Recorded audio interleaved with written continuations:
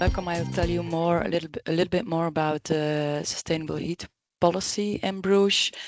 These are two pictures you can see who they seem not a lot and similar, but they are just 3 kilometers away from each other. So we have the city center, and in the picture below you can see the district heating reparation of the waste incinerator, IVBO, we have almost into the city center. So I'll tell you a little bit more about this, and I can already tell you that about the district heating, you can also cool with this, because the existing district heating in Bruges, they are cooling a lot of machines in the largest hospital of the city as well. This is a picture of just overall CO2 reduction. So our climate plan we approved in 2022. You can see in the left figure that we are decreasing, but we are still not on the line we have to follow to have a reduction of CO2 emission of 50% by 2030. And then the third, the right pie chart, you can see that more than 50% of the local CO2 emission in Bruges, so not the ETS, is due to heating of public buildings, private buildings, dwellings, hot tap water, and so on. So this is then also our first guideline in the climate plan. So we have 7 guidelines, and this is for Bruges the most important one, as also for all the cities and local authorities in Belgium. So next, please. For this reason, we made a heat zoning map. You can see 2 colors. The people and the buildings, private and public buildings, in the white yellowish zones, they need a deep insulation, and so they can heat at a low temperature with individual heating. For example, a heat pump. In the red zones, you can see that these buildings, they just need an intermediate insulation. They can heat on a medium heat temperature, and because they will be, or they should be, heated in a collective way with district heating. This map is based on scientific data. So we started with the heat demand of today by now, and they just the study consultancy, they predicted the future heat demand in 2050 by looking at the renovation speed in Bruges, which is right now very low, but we should have a renovation speed of 3%, and it means that almost 2,000 dwellings per year have to be renovated very deeply. And we also look to the extra people who would live in Belgium, in Bruges, in 2050. Next, please, and then we can zoom into the city center. You can see that a lot of areas in the city center are red, and the beginning of the outskirts as well. The website of the link you can see at the bottom. This is a link where people, where all the inhabitants in Bruges just can see which color their building or dwelling has. So with its reds, they it's possible that they could be connected to a district heating. Is it yellow or orange white? They have to renovate deeply and just heat with a heat pump. You can see the Kai district just in the north. It's white because there at the time being, the concept study of the Kai district wasn't there, so we didn't know what would be the program of this area, and so we had an unknown heat amount. And the white zone just at the north of the center, there I presented during the kickoff meeting the presentation about the heat policy, and this is Genencor. It's an enzyme company, and that's a company who has residual heat as well. Next, please. So then we did a feasibility study about district heating in the city center as well. You can see the IVBO, the city, the waste incinerator with the red star, and then district heating of the waste incinerator. The most southern location is prison, and the largest one is in the middle, is our largest hospital of the city. I won't tell you more. Maybe I can show you if there is enough time after this. So you can, I will skip 2 slides, Rita, this one as well, and this one as well. Thank you. So with this heat zoning map, we have the red colors and the white colors, but they weren't linked to any heat source. So we just knew we have the IVBO, the waste incinerator, with a lot of residual heat, but this is not enough to heat all the red zones of this heat zoning map. So what did we do? We did a study about these sustainable heat sources, and we linked then these sustainable heat sources to any red zone of the heat zoning map. So first, we had an inventory about the heat sources. After this, we calculated the energetic potential of these heat sources, and then also there was a financial analysis of these heat sources, so we can see what would be the most cost-optimized option to heat these red zones.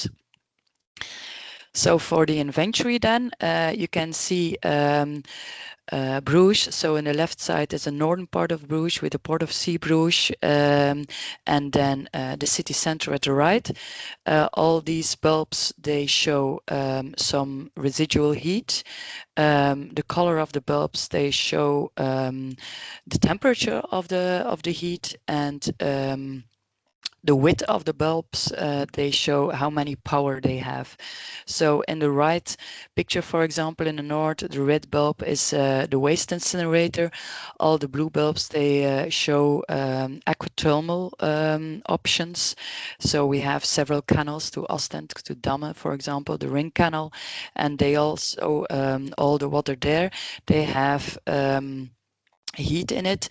And another advantage, but because in summertime, in wintertime, they could give more balance to geothermal systems, because in summertime they could give the heat of the water, which isn't so good there. They could give the heat to the geothermal system, so the ground can warm up again to give more heat in the wintertime. So from this long list, they made a short list with all the sources you can see. So the first one with a lot of power is IVBO, so that's our waste incinerator.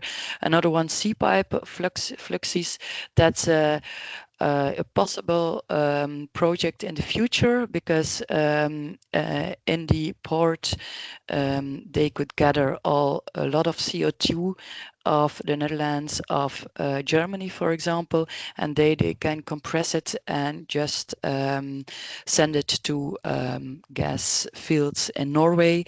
So that could be probably a very large heat source for us. So there are other Genencor, for example, is another residual heat company, Borlix as well, but that's in the port of Bruges. These are converter stations of electricity, and all the other ones, they are possibilities to make the heat from aquathermal systems. So this is the short list, and after this, we made a geographical spread of all these sources. But we had several scenarios as well, like we used only the heat source. We used a heat source with a buffer. That's the EU criterion of 2050, because for an if energy efficient district heating network, we can't use fossils anymore by 2050. In 2045, it's still possible for 25%. So there you can add a peak power plant. And we also compared with the heat demand of 2023, so today and then in 2050. We also made a comparison with or without the IVBO, because it's still unknown what we'll do with all this residual heat and with this waste incinerator plants. Next, please. So these there you can see already this coffee stain method, so the geographic spread from in the short list. You can see here all the heat sources, and we clustered all the heat sources with who are very close by. So this is the blue zone with IVBO. So if you can see with a peak power plant at 2023, so today we can already heat a lot of red zones in the of the heat zoning map. Just with a buffer and without a peak power plant, we can't heat a lot of zones, but already a little bit. So the blue color is the cluster with a lot of heat sources. So the green one is gin and core, where we were at the kickoff meeting, and then we have some aquathermal systems like the purple one and the orange one. Okay, next please. So this is for 2050, and then you can see with a peak power plant that we can heat all these red zones of the heat zoning map, and in just with a buffer we can heat almost all the zones of the heat zoning map. Next please. So then we had also a financial analysis. So with several costs, investment and replacement cost, energy cost, and maintenance cost are implemented. And then you can see in the next slide. So the cost for our short list. So these are the investment costs per source, and then you can see that IVBO, for example, Borlex, gin and core, they have a larger residual temperature of their waste, and so these have less investments. So next, please. So this then we made a levelized cost of heat. So this is a very rough indication of cost of the produced heat. So it's the sum of all the costs divided by the quantity of heat produced. And the LCOH very much depends on the amount of heat produced by each source, because this is a very theoretical exercise. Because now in this figure they mentioned that every source would heat the same amount give the same amount of heat, and this is not necessary, because we will prioritize the heat source with the lowest costs of investment. So next, please. So, and here you can see the levelized cost of heat when we prioritize some heat sources like IVBO, for example. And in the right side, there's the criterion of 2050 of Europe, where you can see the levelized cost of heat with prioritization of some heat sources. So the conclusion is that in fact, there is enough heat for all the collective zones, but the temperature level and the size of the heat source determine how interesting this source could be. The peak power plants have a significant impact, so they will still be very important. And the heat of IVBO plays also an important role in the total heat price.